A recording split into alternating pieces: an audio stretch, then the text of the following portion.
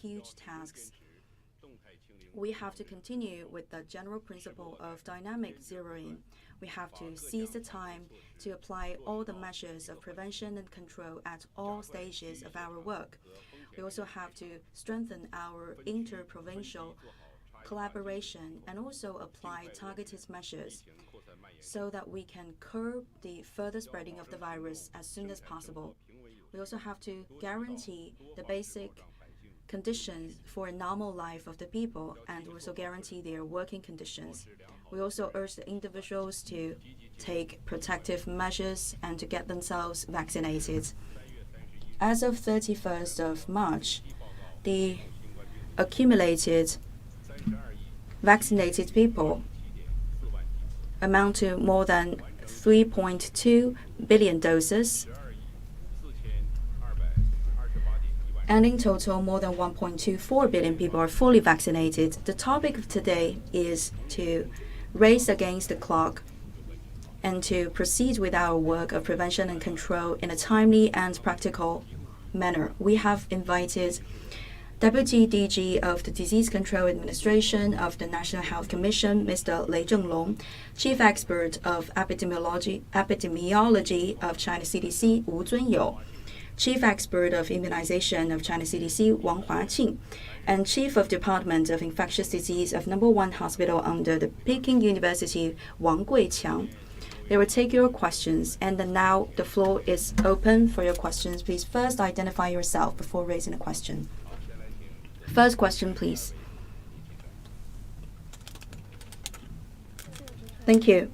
And with People's Daily, since March, what is the major characteristics with the outbreaks of the COVID-19 in our country? To Mr. Lei Zhenglong, thank you very much for this question. For March, the total reported confirmed cases in our country amount to 100,000. 29 provinces are involved, and there are a lot of sporadic outbreaks. Jiling's epidemic development is still underway. For Jilin City and Changchun City, they are still suffering from the community level of spreading, and there is the upsurging cases in Shanghai. There is also the spillover effect into other provinces. In recent periods, we will see a continuous rising tendency. For the newly reported cases, 90% of them come from the above two mentioned places. There are also 5 other provinces with total number of reported cases of more than 1,000, and also other provinces with a case number between 500 to 1,000. And in the Jilin city, there is so higher risk of community-based spreading. In Shandong, Jiangsu, and Zhejiang, they have generally stabilized the situation. In Guangdong province, the situation has been stabilized, but still they are facing higher risk of imported cases. Over the past 5 days in Beijing, the reported cases come from the people in quarantine. So in general, the situation has been stabilized. In recent period of time, in the majority cities of China, the situation has been stabilized. It's a proof that we have effective measures in place. At the same time, for the prevention and control work of our country, we are facing double tasks of the fight against domestic and imported cases. During the same period of time, there are simultaneous outbreak of the Omicron variants and other variants. So we are facing a huge task. We have to stay united and follow the same principle. To deliver with the cases in a more immediate and earlier manner, we have to adopt more targeted measures so that we can curb the spillover effect. We hope that we can reach better results. And very soon we're about to celebrate another vacation period. We have to continue with all the prevention cases. And we also hope that people would spend this holiday of the tomb sweeping day in ecological friendly way, and they could also put on their masks even when they are staying inside the house. And we hope that we can work together and protect ourselves. Next question, please.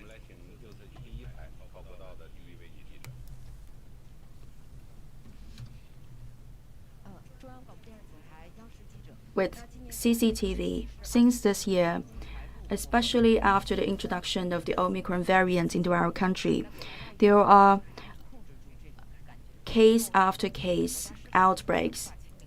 So is it possible that we cannot achieve our goal of failing this dynamic zeroing policy? To Mr. Wu Zunyo, thank you very much for your question.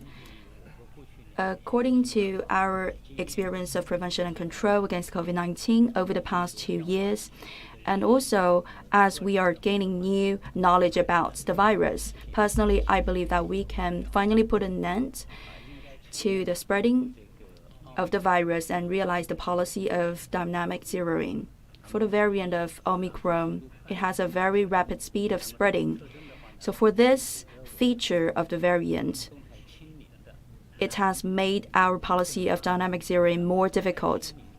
Dynamic zeroing hitherto will take more time, and we have to put in place a monitoring system that is more efficient so that we can discover the cases in a more efficient way. And once there's a case, we can also rush all the measures in place. If we can do all the things mentioned above, we can realize this goal of dynamic zeroing. Under the new circumstances with the COVID-19, we are also encountering new challenges. For example, the variant Omicron can be spread in a hidden way and in a very fast manner. Facing this new challenge, we have to discover the cases in an earlier manner and apply the measures in a more immediate way. Especially, we need the cooperation from the mass, from the population. For example, for a patient, he or she should collaborate with the authority immediately so that we can curb the channels of the further spreading. Thank you very much. Next question, please.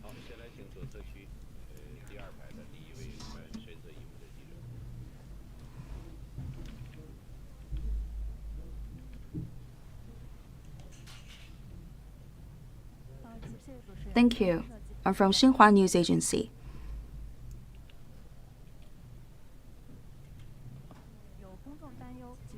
There are some doubts from the public.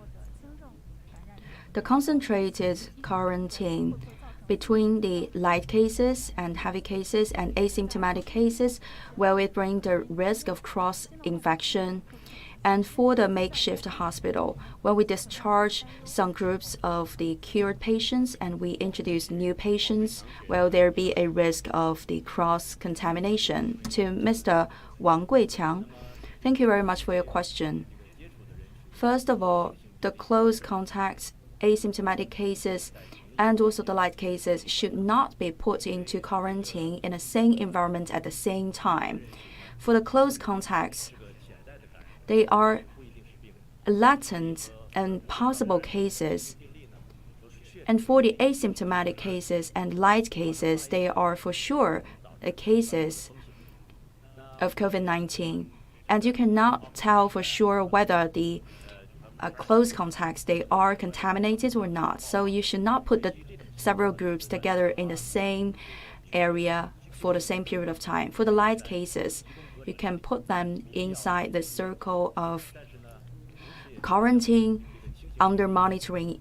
It's not necessary to group them in the designated hospital, but for the makeshift hospital, for the quarantine site, you have to equip it with medical personnel.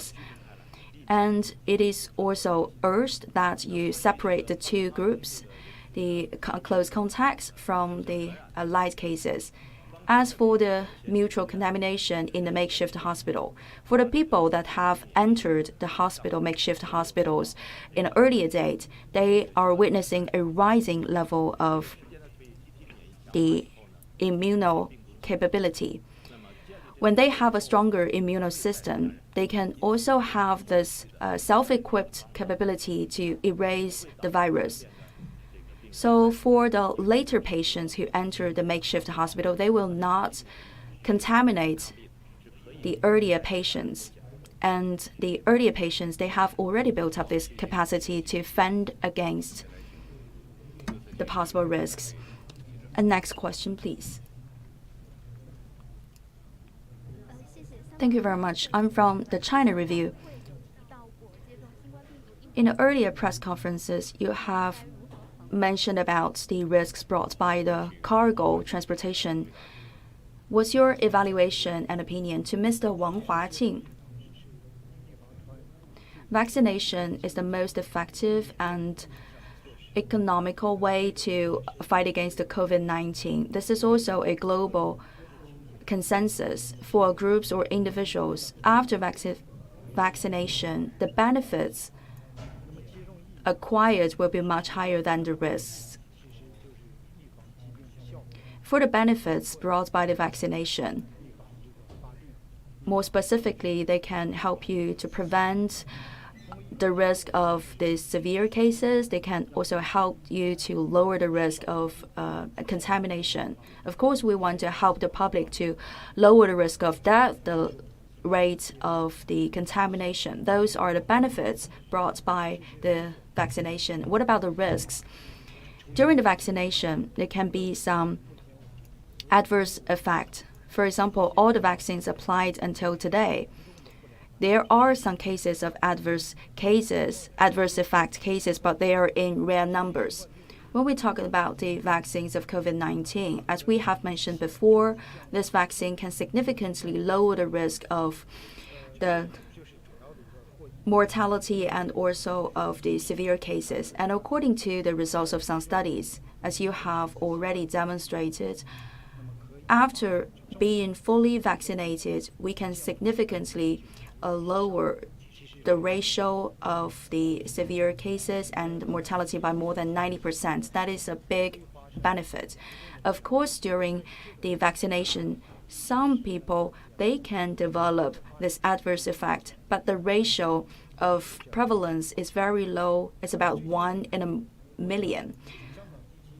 According to the health authorities in the Hong Kong SAR, according to the data offered on the 29th of March, for the fully vaccinated population, after being contaminated by COVID-19, the mortality rate is 0.1%. For people without vaccination, after being contaminated, the mortality rate is 1.9%. So that is a gap of 20 times. So for people who are not vaccinated, they are facing greater risk of mortality. Considering all those facts above mentioned, being vaccinated will bring you greater benefits compared to the possible risks.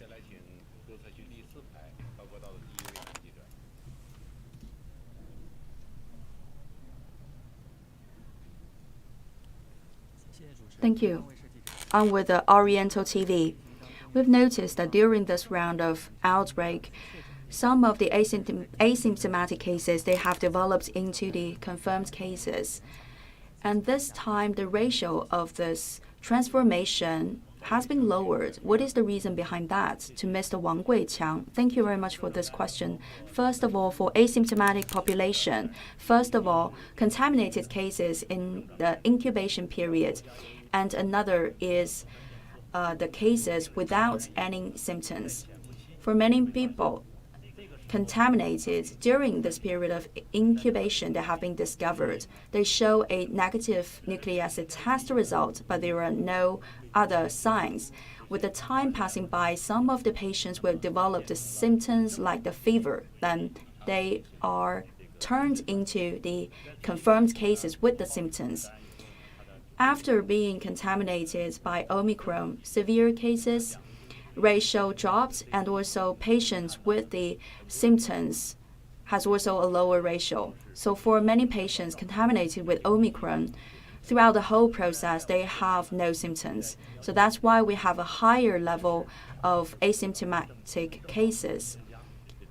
That explains why we have a higher number of asymptomatic cases. And when we require their clinical history, we also have to be very prudent. For some of the patients, they feel very good. If you don't go into details in the inquiry, then the patients will tell you that there are no symptoms. How about your feelings? If you ask a simple question like that, the patients will tell you that everything's fine. You have to go into detailed questions. For example, is there a fever? If there is a specific symptom, then you can find more specific answers.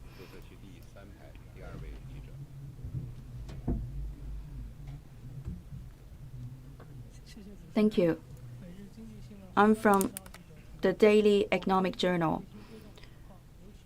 For the vaccination situation in our country, how is that, and how is the situation with the booster? And what about the population above 60 years old? According to our work arrangement of the State Council, we are guiding the vaccination work across the country. As of yesterday, the accumulated utilization of dosage of COVID-19 vaccine is more than 3.2 billion. Vaccinated people reached 1.27 billion, and fully vaccinated people more than 1.24 billion.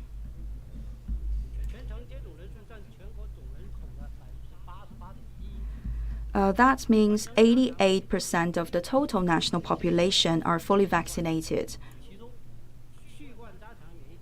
For the people vaccinated with sequential mixture,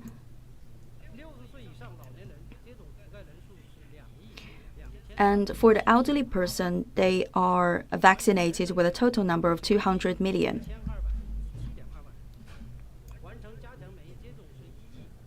Among which 100 million of them are boosted. According to the current statistics, the vaccination in our country is proceeding very smoothly. The coverage ratio for the elderly population compared to other age groups is relatively low. In recent days, for this area, we have rearranged our work, and we urge the localities to speed up this vaccination work for the elderly persons to make it more efficient and convenient for the elderly population. We also hope that elderly population would collaborate with our side, and together we can ensure the vaccination proceedings. Next question, please.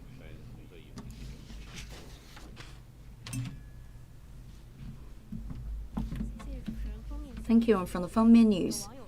According to a netizen,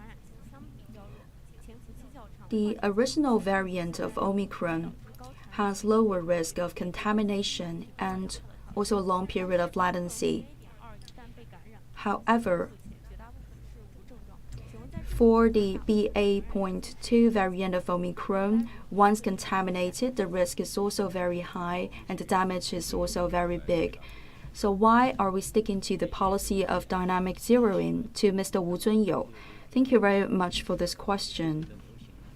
As to the prevalence of the variant of Omicron, we have to stick to the policy of dynamic zeroing for two considerations. First of all, for the BL2, there are some cases contaminated in a very short period of time. It can create a huge number of confirmed cases. It can also cause a relatively high ratio of mortality. According to the data released by several countries, we have carried out an analysis. During the prevalence of Omicron variant, mortality cases compared to the Delta variant is relatively high. It means that the variant of Omicron, with its prevalence, can bring a huge negative impact on a society. So in a very short period of time, we have to be able to curb the spreading of this variant. And second consideration, according to our practices over the past 2 more years, dynamic zeroing policy is an effective way for us to control the spreading of an infectious disease. It's the most economical policy and most effective one. To apply this policy of dynamic zeroing, we have to be able to discover and manage all the confirmed cases, including asymptomatic cases, very rapidly. For the asymptomatic cases, indeed, it's very hard to discover them. That is a challenge for us all. And for that feature, we could apply some of the new technologies to help us with the discovery cases. For example, we have the big data application. In our epidemiological researches, big data can help us to build up the spreading channels and help us to trace back to the possible cases contaminated. And secondly, we can also continue with our monitoring system and even adopt preliminary measures. For example, the antigen tests and also nucleic acid tests. So we can discover those asymptomatic cases at an early date, and we can finally seize all the channels of possible spreading of the virus. Thank you. Next question, please.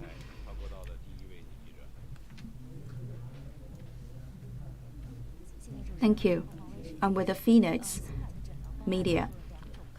In the new version of treatment, there are 2 kinds of drugs involved. One is the monoclonal antibody drug, another is the small molecule oral mass. What's the difference between the two? And for the existing drugs, how effective are they? To Mr. Wang Guiqiang, please. Thank you very much for your question. For the 9th version of the diagnosis and treatment, there were 2 new drugs involved: the small molecule oral mass and also the monoclonal antibody. And more specifically, there are different specific drugs for those 2 categories. We have the self-developed drugs with the IPR, especially with that category of monoclonal antibody. And for the small molecule oral mass, it's imported drug.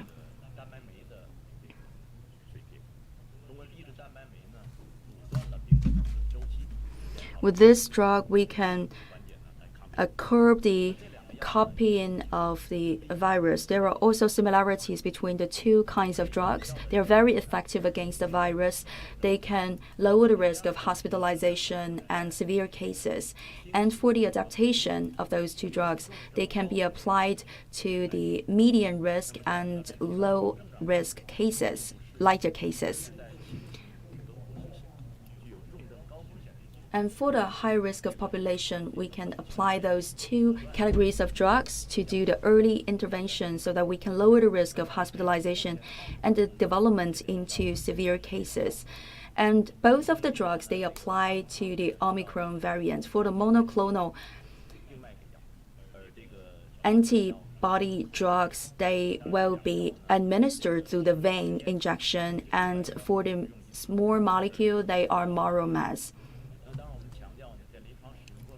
And during the clinical application, under the guidance of the doctors, those 2 categories of drugs, they are applied in the designated hospitals with the instructions of the doctors. Because we have to make an observation to see how effective they are, to see whether there are the side effects, and also we have to understand the interaction between different drugs.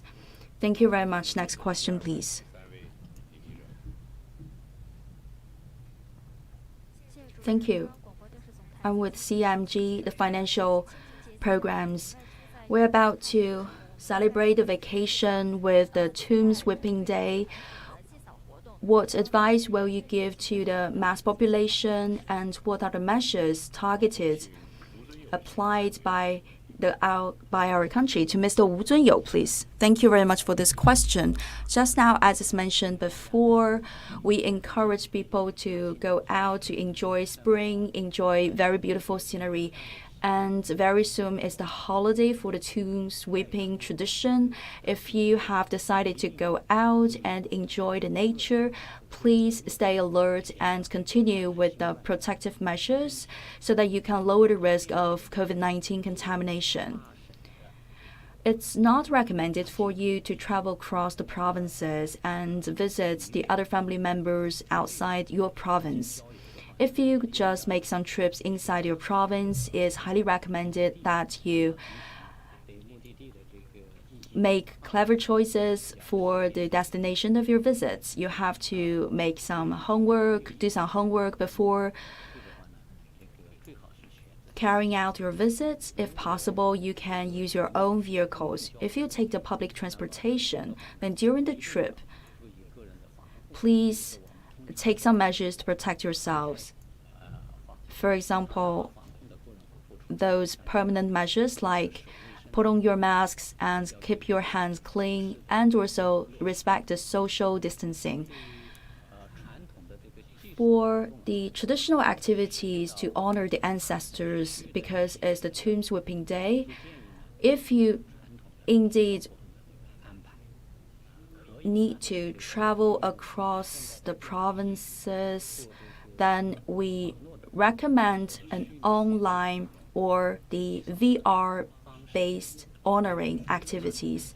For people not traveling outside of their province, please do your homework before you visit the public mausoleums. For example, you have to study their timetable to see whether it's open during the days, whether it's open for the public visits. If everything is okay, you can go and honor your ancestors. You have to put on your masks. You also have to follow the rules and instructions given by the organizations and also the authorities. Next question, please.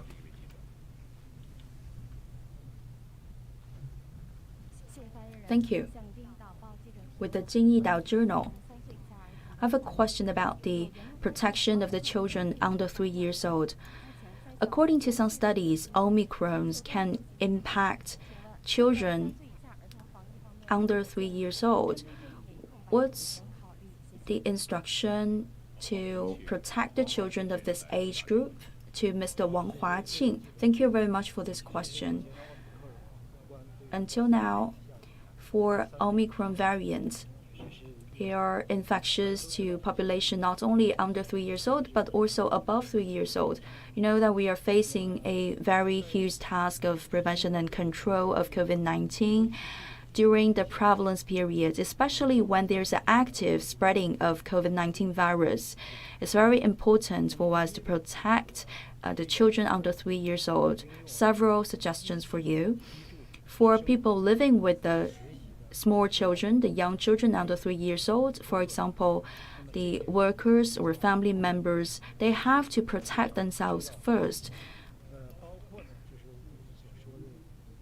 And also, on a daily basis, we have to do this monitoring, keep our hands clean and respect the social distancing rules, and to carry out the regular ventilation in the house and put on your mask when you're outside. And you also have to avoid massive gathering. For example, you have to streamline your trajectories on a daily basis.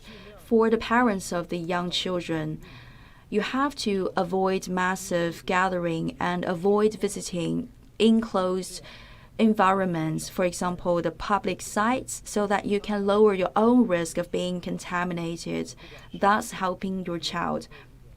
For the infants and also young children under 3 years old, as well as for their parents and family members living together, and also for the other workers serving those age group of young children, they have to get themselves vaccinated because the benefits are very clear. If as adults you can get yourself vaccinated, then it's the best way to protect your children. When there's the active outbreak of the virus across the country, for the people living with the infants or workers serving the infants, they have to collaborate with the local authorities and to cope with all the measures in place. Next question, please.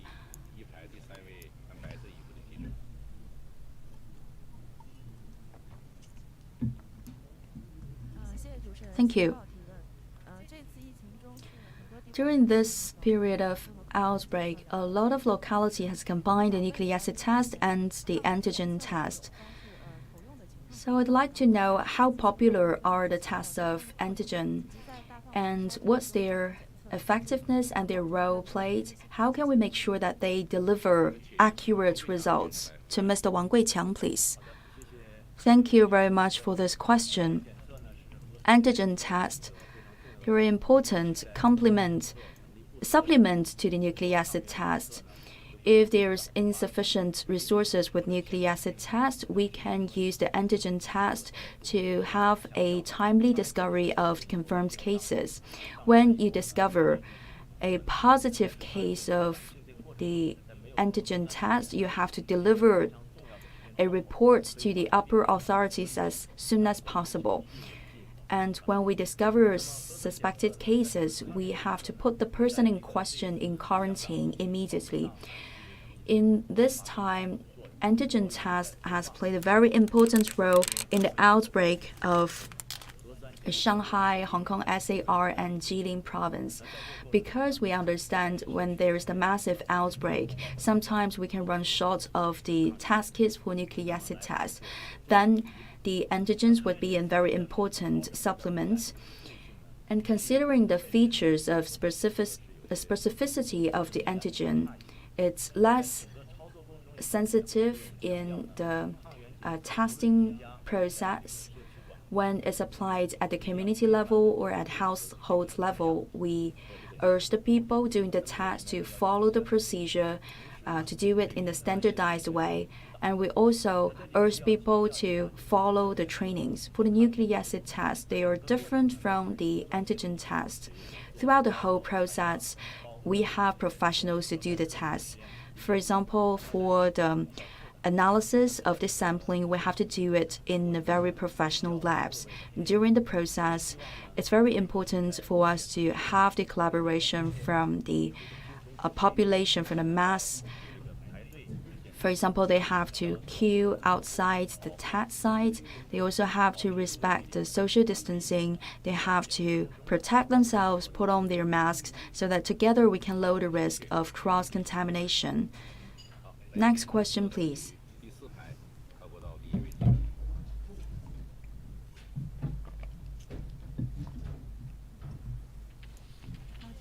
Thank you. I'm from the paper. You know that in the previous press conference, we have mentioned that in our country, some of the elderly persons, they are not vaccinated at all against COVID-19. How can we protect them against the negative impact from the Omicron variant? Thank you. To Mr. Wang Huaqing, thank you very much for this question. Today we are talking about the vaccination because it can bring you huge benefits. It can significantly help to lower the rate of mortality and severe cases possibility. When a person is vaccinated, it's much less likely for this confirmed case to develop into severe cases. And it's very convenient for us to get ourselves vaccinated today in our country. And when we are treating with the age groups, we also have to understand the specificity of this age group. When a human body is contaminated by COVID-19, then the body can develop natural immunocapability. But for people with preconditions or people in old age group. That will bring a huge cost for them to develop this natural immunocapability. If an old person is not vaccinated, it's highly possible for them to develop into a severe case or for them to go into that long process of hospitalization. So vaccination can give us extra immunocapability to fend us off the risks of COVID-19. For the elderly persons, if you don't have any specific problems, please just go to the sites of vaccination. And if you are fully vaccinated with the 2 doses, you can also ask for a booster. It can help you to stay away from the severe risks of COVID-19. Next question, please. Thank you. I'm from the Macau Communications Agency. For the elderly persons with chronic diseases, if they are taking other medicines, if they can be vaccinated at the same time. Again, to Mr. Wang Huaqing, please. Thank you very much for this question. Actually, according to our preliminary studies and according to our knowledge about the mechanism of operation of the vaccines, we have to know that the fact that the adverse effect of vaccination with people taking other medicines is relatively low. If you are taking a sort of medicine, that is not a reason for you to postpone the vaccination. We have to make one fact clear. For the elderly persons with existing conditions, once they are contaminated with the COVID-19, they are facing a higher risk of severe cases or even mortality. For people with cardio diseases and also diabetes and also people with cancer, they are taking medicine on a permanent basis. Once contaminated with COVID-19, it's very easy for them to develop into severe cases. For some elderly persons, they are suffering from the immuno diseases.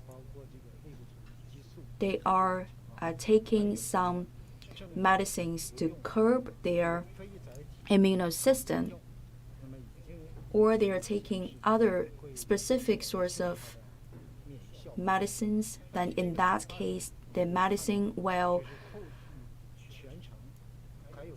lower the effectiveness of the vaccine if there is the vaccination. We are also developing other measures to protect this group of people. Finally, I'd like to stress 2 points. First of all, for the population with chronic diseases and for people taking on medicines, if you are in an acute period of the chronic diseases, it's recommended that they postpone the vaccination. And secondly, we have already mentioned about the risks and benefits of vaccination. For elderly persons and family members, they have to stay rational when they are getting the vaccines. You have to be rational with both the benefits and also the risks. 2 last questions for today.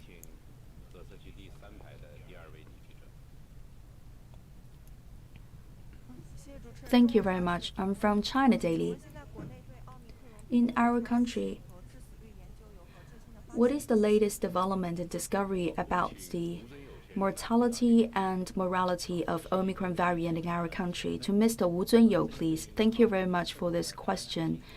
As to the contamination rate and also the mortality of Omicron variants, we have conducted our researches from 3 aspects. First of all, right after the discovery and introduction of the Omicron variant in our country, we have started to read the reports of the countries first contaminated by the Omicron variant.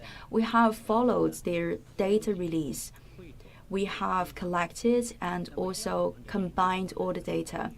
On the second stage, we have also followed the data release from the WHO and the other data officially published by other countries about the mortality and morbidity of Omicron variants. For example, according to our analysis in US and the UK, Omicron variants during its prevalence period has caused the total number of mortality cases at a higher rate than the Delta mortality cases. And thirdly, when it's imported into our country and when Omicron variant has caused massive outbreaks in our country, our local authorities have also carried out their own studies about the morbidity and mortality about Omicron variant. Last question for today.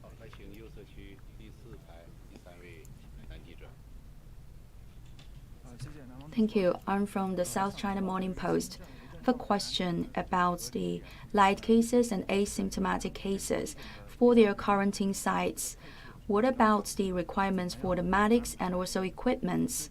What's the arrangement for the medical observation of those cases? How can we best detect their development? And for those persons in observation, how can they detect their own development of health? Thank you very much for your question. For the light cases, they can be put under concentrated medical observation. And this observation site should be equipped with relevant equipment and medics. They can be treated with targeted medicines, including traditional Chinese medicines. For those patients that have a tendency of the development into confirmed cases, they have to be transported into designated hospitals. For the testing method, we will first of all check its symptoms, like whether there's a fever and what's the degree of the fever. And also, we give them the oxygen supply. For the asymptomatic cases, some of them are still in a period of incubation. They can further develop into a confirmed case. That is a possibility. So during this process, we need the medics there to do a timely observation and timely readjust their diagnosis and treatment policy. And for the light cases, some of them are in a higher risk. If there is the condition in place, you can transfer them to the designated hospital. For the observation of severe cases, for example, elderly patients with existing conditions and also the chronic diseases, we have to keep a close eye on them, especially for the preliminary drug administration. We can already start with that.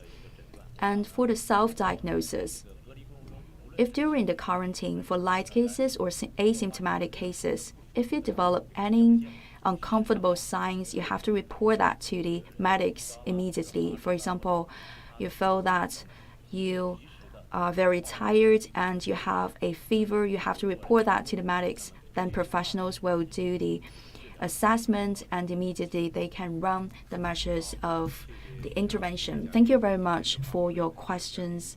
During today's conference, experts have briefed us the latest developments about the outbreaks and also vaccination.